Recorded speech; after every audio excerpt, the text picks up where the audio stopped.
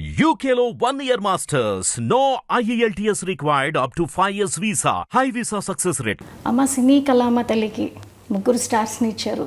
అదేవిధంగా 6 మళ్ళీ యువతరాన్ని ఇచ్చారు. సో ఇప్పుడు మనం పవన్ కళ్యాణ్ గారు డిప్యూటీ సీఎంగా బాధ్యతలు తీసుకొని 100 రోజులు గడుస్తూ ఉంది. సో దీని మీద మీ మనోభావాలు చెప్పండి, ఎలా ఫీల్ అవుతున్నారు? ఎంత కష్టపడ్డాడు అంత వాడికి సుఖం వచ్చింది పాపం. ఇప్పుడు అంత కష్టపడాలి కదా, ఇంకా ఎక్కువ కష్టపడాలి. ఇదివరకు అంతా కష్టపడ్డాడు, ఇప్పుడు ఇంకా ఎక్కువ బాధ్యత తీసుకొని బాధ్యత ఎక్కువ అయింది ఇప్పుడు వాడికి. మీ ఇంటి చిన్నోడు రాష్ట్ర ప్రజలందరికీ పెద్దన్న అయ్యాడు. దీన్ని ఎలా భావిస్తున్నారు? ఆయన బాధ్యతలు సంతోషంగా ఉంది. అంత కష్టపడ్డా వాడికి భగవంతుడు మంచి ఇది ఇచ్చాడు, అదృష్టం. ప్రజలకు సేవ చేసే భాగ్యం ప్రసాదించాడు. 10 ఏళ్ళు అవుతుంది ఇప్పటికి ఆయన స్థాపించి. 10 ఏళ్ళ నుంచి ఇంటికి దూరంగా చాలా పీక్లో ఉన్నటువంటి కెరీర్ని పక్కన పెట్టి రాత్రింబవళ్ళు ప్రజలతోనే ఉంటూ ఆయన ఎక్కడ ఉంటే అక్కడ, కొన్ని ప్రాంతాల్లో అయితే కనుక ఆయన నేల మీద పడుకున్న రోజులు కూడా ఉన్నాయి.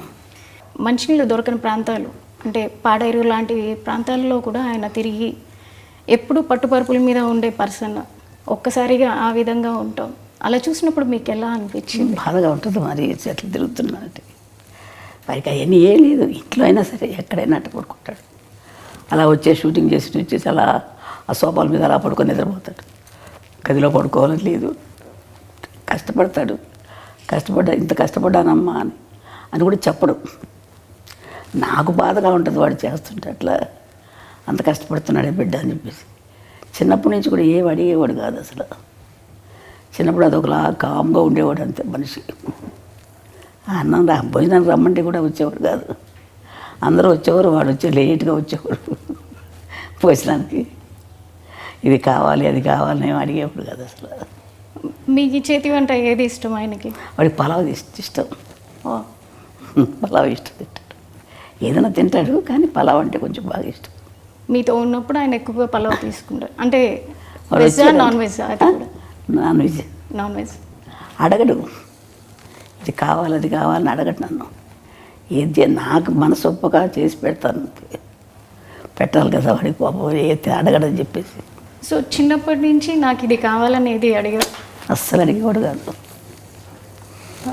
నేను ఏదో ఒక ఇంటర్వ్యూలో విన్నట్టు గుర్తు నాకు. చిన్నప్పుడు ఏదో టీవీఎస్ అడిగాను, కొనిపెట్టలేదు, అందుకే ఇప్పుడు కంటిన్యూస్గా నేను బైకులు కొంటున్నాను అని. నిజమేనా? ఏమో మరి నాకు జ్ఞాపకం లేదు అసలు. ఈ మధ్యకాలంలో చూసుకుంటే ఎక్కువగా నరసింహస్వామి క్షేత్ర దర్శనలు, వారాహి దీక్షలు, అంటే అందరూ బాగుండాలని. అలాగే మొన్న వెంకటేశ్వర స్వామి క్షేత్రంలో జరిగిన లడ్డు వ్యవహారంలో కూడా దానికి ప్రక్షాళనగా ఆయనే ముందుగా ఒక దీక్షని శ్రీకారం చుట్టారు. ఈరోజు 11 రోజులు దీక్ష చేస్తున్నారు. సో దీనిపై మీరు ఏమంటారు? సంతోషంగా చేయటం మంచిదే కదమ్మా. అంత అదృష్టం కదా ఆయన. వెంకటేశ్వర స్వామి దీక్ష తీసుకున్నాడంటే వాడికి ఎప్పుడైనా ఇట్లా దీక్షలు తీసుకోవడం అలవాటు అయిపోయింది చిన్నప్పటి నుంచి కూడా. అయ్యప్ప స్వామి మాల వేసుకుంటాడు. నాకు నేను వెళ్దామంటే ఒకసారి నేను వెళ్ళాలి నాన్న అని చెప్పంటే నా కోసం అయ్యప్ప స్వామి మాల వేసుకున్నాడు. దర్శనం చేసుకొని వచ్చాము. వాడికి ఎప్పుడు చేసుకోవాలన్నా ఇష్టం పాప మా అబ్బాయికి. సో చిన్నప్పటి నుంచి ఆయనకి దైవభక్తి. అలాగని దేవుడి దగ్గర ఊరికి దండాలు పెట్టేసి పూజలు ఏం చేసేవాడు కాదు. వాళ్ళ నాన్నగారు పూజ చేసినా కానీ ఏదో కాస్త ప్రసాదం తీసుకునేవాడు తప్ప వాడందరికీ వాడు ఎక్కువ పూజలు చేసేవాడు కాదు. ఇప్పుడు కొంచెం పెద్ద అయ్యాక తను పూజ చేసుకుంటున్నాడు. యోగ నరసింహస్వామి గుడి అని విన్నాము. పవన్ గారి అన్నప్రసన్న కూడా అక్కడే జరిగింది. దానికి సంబంధించి వివరాలు చెప్తారా? మేము తిరుపతి దర్శనానికి వెళ్ళాం. నేను మా వారు మిగతా పిల్లలందరూ తీసుకొని వెళ్ళాను. వెళ్తే అప్పుడు 6 నెలలు కరెక్ట్గా జరిగింది. ఆ రోజుకి వచ్చింది. 6 నెలలు వచ్చింది కదా, ఇక్కడే అన్నప్రాసన చేసేద్దాం అనిపించింది నాకు మనసులో. ఆయన దగ్గర ఎప్పుడూ ఒక కత్తి ఉంటుంది. ఈయన పోలీస్ ఆయన కదా, కొంచెం పోలీస్ డిపార్ట్మెంట్. ఆయన దగ్గర చిన్న కత్తి ఉంటుంది. ఆ కత్తి పెట్టి ఏదో పుస్తకాలు ఉంటే పెట్టి దేవుడి ప్రసాదం ఇచ్చారు. వెంకటేశ్వర ప్రసాదం. ఆ ప్రసాదం పెట్టి అక్కడే యోగ నరసింహస్వామి దగ్గర పడుకోబెట్టేసి చేశాను. చూసి పడుకోబెట్టి ఇక్కడ చేసేద్దామంటే అని అన్నాను ఆయనతోటి, మా వారితోటి. ఇంకా అంతకంటే అదృష్టం ఏముందిలే అని చెప్పి వాళ్ళకి చేశాను. చేస్తే ఆయన కత్తి పుట్టుకున్నాడు. ఓ తర్వాత పెన్ తీసుకున్నాడు, ఓకే. అంతే. సో దాన్ని ఎలా చూస్తారు మీరు? కత్తి పట్టుకున్నవారు కాబట్టి దాన్ని మీరు ఎలా భావించారు ఆ రోజున? ఏముంది, ఏం భావించాను, చాలా కోపం వచ్చిపోతాడు పిల్లడు, ఏదో ప్రజలకి ఏదో చేస్తాడని చెప్పి అనుకున్నాను నేను. అంటే సో అప్పుడే ఊహించారు మీరు ఊహించాను, కత్తి ఏదో పట్టుకున్నారు చేస్తున్నాడు, కత్తి పట్టుకున్నాడు, ఏదో చేస్తాడు అనుకున్నాను. మరి పెన్ను పట్టుకున్న దానికి ఏమనుకున్నారు? అది చదువు తక్కువే వస్తుంది అనుకున్నాను. పెన్ను పడుకు వెనక రెండోసారి కదా చదువు. ఇది కష్టపడి పని చేస్తాడు, ప్రజల కోసం చేస్తాడు, ఏదైనా చేస్తాడు అనుకునేదని. కోపంగా అందరినీ రక్షించడానికి చేస్తాడు అనుకున్నాను. అంటే వాళ్ళ నాన్నగారు బాగా తిరుగుతారండి, ఆయన కూడా పోలీస్ డిపార్ట్మెంట్ కదా, ఆయన బుద్ధులన్నీ ఉన్నాయి ఆయనకి, ఆయన గుణాలే ఉన్నాయి ఈయన కూడా. కొంచెం తిరగటం, కోపం అన్నీ ఉన్నాయి. ఆయన కూడా అట్లా తిరిగేవారు. ఆయన ప్రభావం ఆయన మీద చిన్నప్పటి నుంచి ఉంది. లేదా? చిన్నప్పటి నుంచి వాళ్ళ నాన్నగారితో బాగా ఎక్కువ ఉండేవాడు, అటాచ్మెంట్ ఎక్కువ. లాస్ట్ కదా వాళ్ళ నాన్నగారు లాగా ఉంటాడు, బుద్ధిగా. ఎక్కువ తిండి గురించి కానీ ఎక్కువ మాట్లాడు, మితంగా మాట్లాడతాడు, మితభాషి. అందుకని వాళ్ళ నాన్నకి ఇష్టం ఎక్కువ కంటే ఎక్కువ. అంటే అలాగని వాళ్ళ మీద లేకుండా లేదు, వీడు కొంచెం కామ్గా ఉంటాడు ఇంట్లో కూడా, ఎవరితో ఎక్కువ మాట్లాడేవాడు కాదు. మాట్లాడితే మా చిన్న అమ్మాయి, లాస్ట్ అమ్మాయి కొంచెం దగ్గర, అందుకని దాంతో మాట్లాడేవాడు ఎక్కువ. చిన్నప్పటి నుంచి పవన్ కళ్యాణ్ గారు పుస్తకాలు ఎక్కువగా చదువుతూ ఉండేవాళ్ళ? ఎక్కువ స్కూల్కి వెళ్ళేది ఒక లేదు. కొంచెం ఇంటర్మీడియట్ 10th క్లాస్కి 8th క్లాస్కి వచ్చేటప్పుడు వాళ్ళ అన్నయ్య క్లాస్ మేము లైబ్రరీ ఉంటే, బుక్స్ లైబ్రరీ, ఆ బుక్స్ చదువుకుంటూ ఉండేవాడు, ఎక్కువ చదివేవాడు. ఎందుకు ఎక్కడికి వెళ్తే చదువుతున్నానమ్మా అనుకునేవాడు, అనేవాడు అంతే. ఆ తర్వాత పెద్దయ్యాక కూడా అదే బుక్స్ అదే అలవాటు వచ్చేసింది. ఇప్పటికి కూడా పుస్తకాలు ఇంట్లో పెట్టుకొని, చాలా పెద్ద పెద్ద పుస్తకాలు. వాళ్ళ నాన్నగారు కొంచెం చదివేవారు పుస్తకాలు, అవి వాళ్ళ నాన్నయ్య అలవాటు అయిపోయి బాగా అయ్యి అది ఎక్కువ చదువుతూ ఉంటాడు. తర్వాత నాకు తెలియదు ఎన్ని పుస్తకాలు ఉన్నాయి. మొన్న చూస్తే నేను ఇంట్లో ఇన్ని పుస్తకాలు ఉన్నాయి, ఎక్కడ అవన్నీ చదివి అందుకని ఇంత ఇది వచ్చింది వీడికి ఆలోచన అనుకున్నాను నేను. చిన్నప్పుడే అనుకున్నారా పెద్దయ్యాక ఏమవుతారు అనేది? నేను అంత ఆలోచించలేదమ్మా, ఊహించలేదు ఇలా అవుతారని అయితే అస్సలు అనుకోలేదమ్మా. నేను ఎవరి గురించి నేనేమో అనుకోను, వాళ్ళ అదృష్టాలను బట్టి జరుగుతుంటుందమ్మా. ఇంట్లో ఎక్కువ ఎవరితో అటాచ్మెంట్ ఉంటుంది? చిరంజీవి గారితో. ఆయన చిన్నప్పుడు వాళ్ళ అన్నయ్య బాగా దగ్గర తీసేవాడు, చిన్నపిల్లడు. ఇప్పుడు ఎక్కువ ఈ చిన్నవాడు కదా, ఆయన ఎత్తుకొని ఫోటోలు తీసుకోవడం, వాళ్ళ అన్నయ్య తమ్ముడిని చాలా జాగ్రత్త బాగా చూసుకునేవాడు. తమ్ముడు అంటే పెద్ద ఆయన, అట్లాగే పెద్ద అయినా కానీ వాళ్ళ అన్నయ్య వదిన ఇప్పటికీ వాళ్ళ అన్నయ్య వదినతోటి. అంటే మేము నెల్లూరులో ఉండేవాళ్ళం, మా వారికి జాబ్ అక్కడ. ఇంకా అందుకని మాకు ట్రాన్స్ఫర్లు అయ్యాయి. అందుకని పిల్లలు చదువులు సరిగ్గా ఉండవని చెప్పేసి నేను తీసుకెళ్ళిపోతానమ్మా అన్నాడు మా పెద్ద అబ్బాయి. కళ్యాణ్ బాబుని తీసుకెళ్తాను, అక్కడ చదివిస్తానని. అందుకని పంపించాను మెడ్రాస్కి.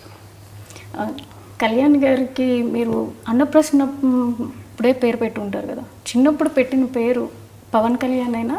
లేదు, కళ్యాణ్ కుమార్ అని పెట్టాం, శ్రీ కళ్యాణ్ కుమార్ అని పెట్టాం. ఆ తర్వాత పవన్ అని ఎవరో పెట్టారంట, నాకు తెలియదు అది. ఇప్పుడు అన్నప్రసన్న చేసినప్పుడు మీరు ఖచ్చితంగా ఏదో సాధిస్తాడు అని అనుకున్నారు కదా.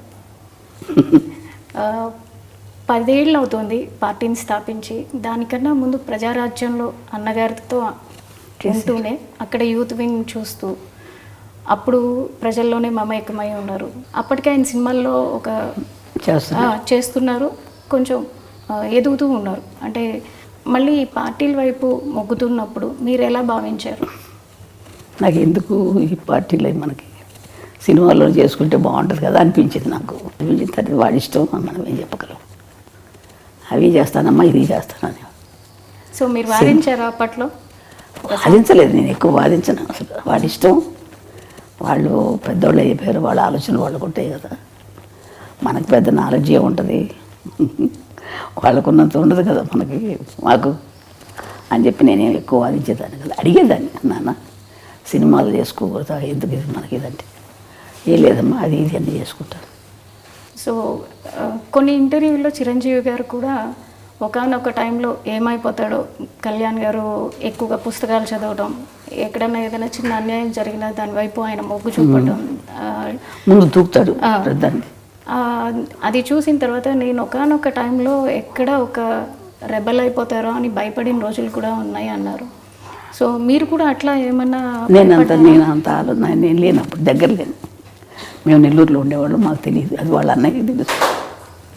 సో ఇప్పుడు ఎట్లా చూస్తున్నారు అంటే ఈ 10 years ఫ్యామిలీని వదిలేసి ఆయన ఉండి కష్టపడి ఇప్పుడు డిప్యూటీ సీఎంగా ఉండి వచ్చిన వెంటనే ఆయన మార్క్ ఎక్కడైనా చూపిస్తారు. మొన్న వరదల్లో చూసుకుంటే కనుక వచ్చిన రోజే ఆయన వచ్చిన వెంటనే ఇమ్మీడియట్ యాక్షన్ చూపించారు. వచ్చాను, తను పని చేసుకున్నారు. అట్లాగే ఎన్నైతే మనకి పంచాయతీలు ఉన్నాయో ప్రతి పంచాయతీకి డబ్బు అందాలన్న ఉద్దేశంతో ఆయన పంచాయతీలకి డైరెక్ట్గా అమౌంట్ని డొనేట్ చేయడం జరిగింది. సో ఆయన మార్క్ ప్రతి చోట కనిపిస్తుంది పొలిటికల్గా. ఇంతకుముందు మీరు చాలామంది రాజకీయ వ్యక్తులను చూసుంటారు, ఇప్పుడు ఆయన చేస్తున్న విధానాన్ని చూస్తున్నారు, అది మీకు ఎట్లా అనిపిస్తుంది? మా అబ్బాయి మంచి పని చేస్తున్నాడు అనిపించింది నాకు. వాడు ప్రజలు సేవ చేస్తున్నాడు, చాలా సంతోషం. ప్రజలకు సేవ చేయాలి కదమ్మా, మనకున్నది మనం తింటాం కాదు కదా, నలుగురు పెడితేనే కదా మంచిది, సహాయం చేస్తేనే కదా. అంతే, ఎంతసేపు ఇంకా మనం ఉంది కదా అని మనమే తినేస్తూ ఉంటే వాళ్ళకి సహాయం లేకుండా ఎంతమంది అల్లాడుతున్నారు జనాలు పాపం. మన పాటికి మన జరిగినప్పుడు ఎంత బాధ కలిగిందో నాకు అసలు అయితే. అది కానీ తర్వాత ఇంకొక ఊరు కేరళలో ఇక్కడ ముందు కేరళలో మైనాడులో అక్కడ జరిగినా కానీ ఎంత బాధ కలిగింది, ఎంతో అల్లాడిపోయారు బిడ్డలు, చంటి బిడ్డలు, వాళ్ళు వీళ్ళు ఎంత బాధలు పడిపోయి ఉంటారు. అదే నేను ఊహించుకుంటే నాకు ఎంత బాధగా ఉంటుందో అనిపిస్తున్నాను.